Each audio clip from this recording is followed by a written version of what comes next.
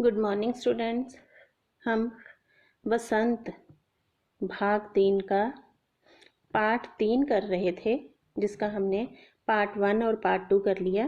Part 3 बस की यात्रा, जिसमें हमने पढ़ा था कि 5 मित्र जो इस बस में सफ़र कर रहे होते हैं, उन्हें बस को देखकर बड़ी ही दया आती है। बस बड़ी जीर्ण शीर्ण अवस्था में होती है।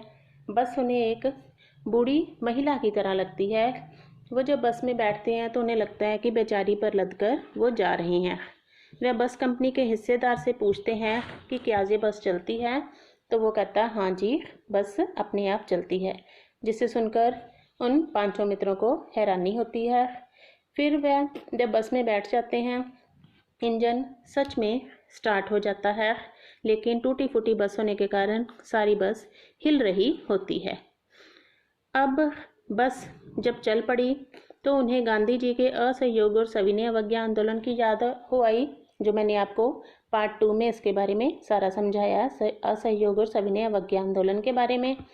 बस फिर से रुक जाती है। पता चलता है कि पेट्रोल की टंकी में छेद हो गया है।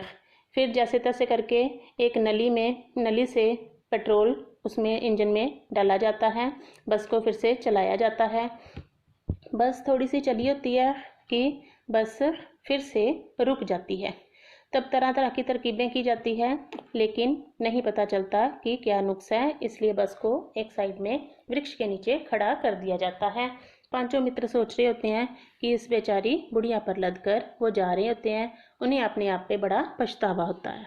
तो आज हम करेंगे इस पार्ट 3 में पेज नंबर 16। हिस्सेदार साहब ने इंजन खोला और कुछ सुधारा। बस आगे चली। उसकी चाल और कम हो गई थी। अब हिस्सेदार साहब ने इंजन को खोला, उसको थोड़ा सा ठीक किया, फिर बस आगे चली, लेकिन उसकी चाल जो थी वो बहुत ही धीमी थी। धीरे धीरे वृद्धा की आंखों की ज्योति जाने लगी। ये भी आपको प्रश्न आ सकता है कि धीरे धीरे वृद्धा की आंखों की ज्योति जाने लगी, आशय स्पष्ट करो। इसका मतलब है कि वो जो बस के आगे जो लाइट लगी होती है, जो उसकी लाइट्स होती है, वो भी धीरे धीरे कम होने लगी, क्योंकि बस बहुत पुरानी थी। चांदनी में रास्ता टटोलकर वह रेंग रही थी। टटोलकर मतलब खोजकर। आगे या पीछे से कोई गाड़ी आती दिखाई दिखती तो वह एकदम किनारे खड़ी हो जाती और कहती, निकल जाओ बेटी, अपनी तो वह उम्र ही नहीं रही। एक पुलिया के ऊपर पहुंचे ही थे कि एक टायर फिस करके बैठ गया। अब क्या होता है, धीरे धीरे से उसकी जो आगे वाली लाइट्स होती है वो भी कम होने लगती है। अब चांदनी रात होती है तो धीरे धीरे ही अपना रास्ता टटोलकर वह धीरे धीरे बस आगे बढ़ाती चली जाती है। लेकिन जैसे ही कोई गाड़ी आगे से आती है, आगे या पीछे से आती है, तो वह बस को ड्राइवर जो है एकदम से किनारे में खड़ा कर देता है, जैसे कि कोई बुढ़िया कह रही हो, निकल जाओ बेटी, अपनी तो वह उम्र ही नहीं रही। एक पुलिया के ऊपर पहुंचे ही थे कि एक टायर फिस करके बैठ गया, मतलब टायर जो है उसकी हवा निकल गई। वह बहुत जोर से हिलकर थम गई मतलब रुक गई। अगर स्पीड में होती तो उछलकर नाले में गिर जाती। मैंने उस बस कंपनी के हिस्सेदार की तरफ पहली बार श्रद्धा भाव से देखा। वह टायरों की हालत जानते हैं, फिर भी जान हथेली पर लेकर इसी बस में सफर कर रहे हैं। उत्सर्ग की ऐसी भावना दुर्लभ है। उत्सर्ग मतलब बलिदान, दुर्लभ मतलब कठिनाई से मिलना। सोचा, इस आदमी के साहस और बलिदान भावना का सही उपयोग नहीं हो रहा है। इसे तो किसी क्रांतिकारी आंदोलन का नेता होना चाहिए। अगर बस नाले में गिर पड़ती और हम सब मर जाते तो देवता बाहें पसारे मतलब फैलाए उसका इंतजार करते। कहते, वह महान आदमी आ रहा है जिसने एक टायर के लिए प्राण दे दिए। मर गया पर टायर नहीं बदला। यहाँ व्यंग्य किया गया है।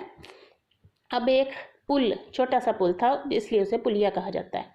एक छोटे से पुल के ऊपर से बस निकली तो उसके टायर की हवा निकल गई। अगर वह बस जोर से तेज़ स्पीड में होती तो उछलकर नाले में ही गिर जाती। मैंने मतलब लेखक ने पहली बार बस कंपनी के हिस्सेदार की तरफ देखा और सोचा कि बलिदान की ऐसी भावना हर मनुष्य में नहीं होती, ये तो बड़ी कठिनाई से मिलने वाले मनुष्य होते हैं। और उसने सोचा कि इसे तो किसी क्रांतिकारी आंदोलन का नेता होना चाहिए था, क्योंकि क्रांतिकारी आंदोलन के नेता जो होते हैं उन्हें अपनी जान की कोई परवाह नहीं होती। इसी तरह से ये बस कंपनी का हिस्सेदार को भी अपनी जान की कोई परवाह नहीं थी, क्योंकि वह जानता था कि बस की हालत बहुत ख़राब है और बस में कोई ऐसा हादसा भी हो सकता था कि सबकी जान जा सकती थी। अगर ये बस नाले में गिर जाती, सब मर जाते, तो देवता लोग भी बाहें पसार कर उसी हिस्सेदार का इंतज़ार करते और कहते, देखो वह महान आदमी आ रहा है जिसने एक टायर के लिए प्राण दे दिए, मर गया पर टायर नहीं बदला। दूसरा घिसा टायर लगाकर बस फिर चली।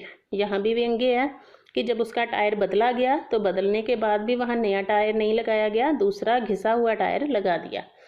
अब हमने वक्त पर पन्ना पहुँचने की उम्मीद छोड़ दी थी।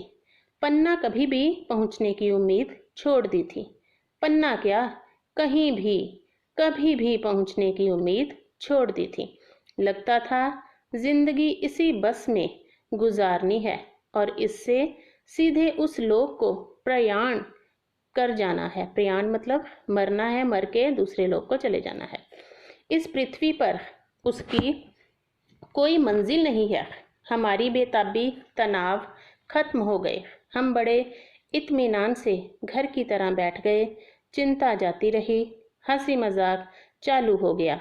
इत्मीनान मतलब विश्वास। तो जब दूसरा घिसा हुआ टायर लगा दिया, अब तो हमें ये पूरी उम्मीद हो गई कि हमने पन्ना पहुंचने की उम्मीद छोड़ दी। पन्ना क्या, हमने कहीं भी कभी भी पहुंचने की उम्मीद छोड़ दी। हमें लगता था कि हमें अपनी सारी ज़िंदगी इसी बस में गुजारनी पड़ेगी और इसी बस में ही हम मर जाएंगे और इस पृथ्वी को छोड़कर दूसरे लोक में चले जाएंगे। अब हम बड़े इत्मीनान से, बड़े आराम से बैठ गए और हमने अपनी सारी चिंताएं छोड़कर हंसी मजाक करना शुरू कर दिया। तो ये था बेटा एक व्यंग्य से भरा हुआ लेख।